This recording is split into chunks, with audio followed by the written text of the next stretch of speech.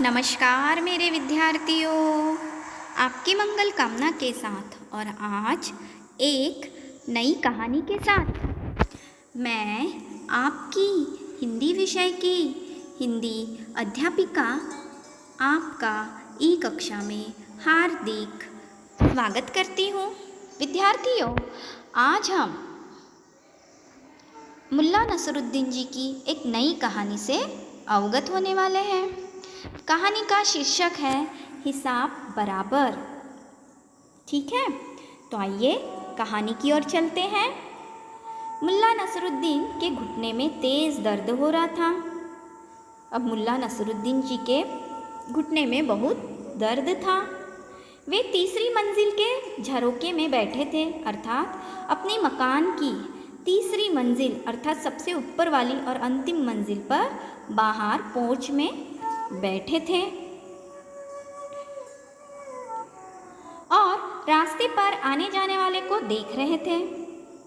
जो भी रास्ते से गुजर रहे थे उन्हें आराम से देख रहे थे।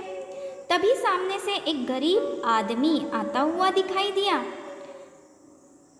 मुल्ला नसरुद्दीन देखते हैं कि एक गरीब आदमी आ रहा है।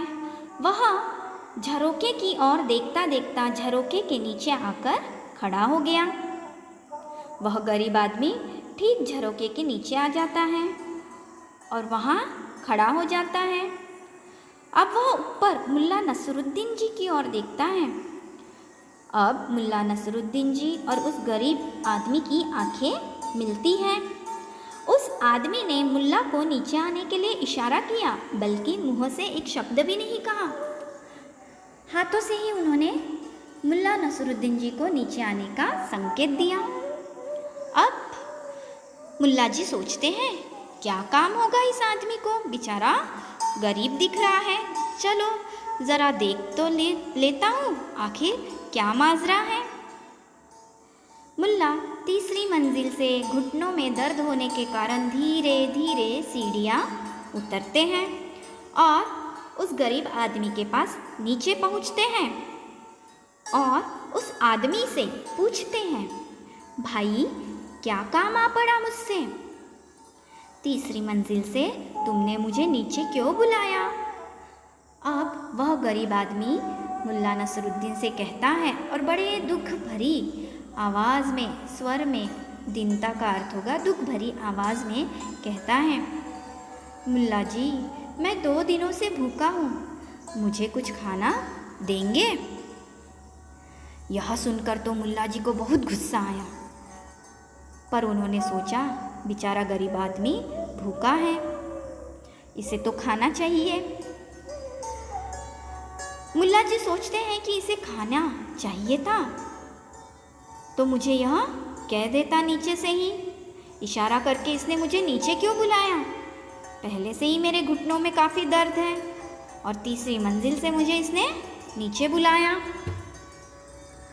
मुल्ला ने तुरंत अपने गुस्से पर काबू किया, अर्थात अपने गुस्से को दबा दिया और चेहरे पर मुस्कान बिखराते हुए वे गरीब आदमी से कहते हैं, बाबा चलो मेरे साथ ऊपर आओ। मुल्ला के साथ वह आदमी बड़े उत्साह से खुशी खुशी सीढ़ियाँ चढ़ने लगा। अब तीसरी मंजिल पर मुल्ला जी और गरीब आदमी पहुँचे। तब मुल्ला जी कहते हैं, तुम्हें कुछ भी खाना नहीं मिलेगा, अब जल्दी से नीचे उतर जाओ।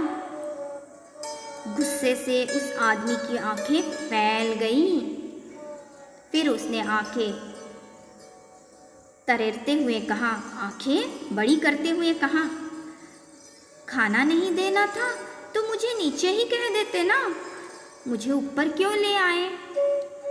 अब मुल्ला जी बड़े शांत चित्त से कहते हैं, तुम्हें मुझसे क्या काम था, यह नीचे से ही मुझसे कह देते ना, मुझे ऊपर से क्यों इशारा देकर बुलाया?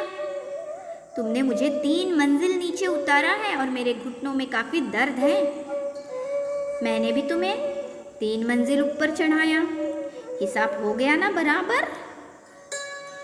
विद्यार्थियों, यह कहानी यही समाप्त होती है।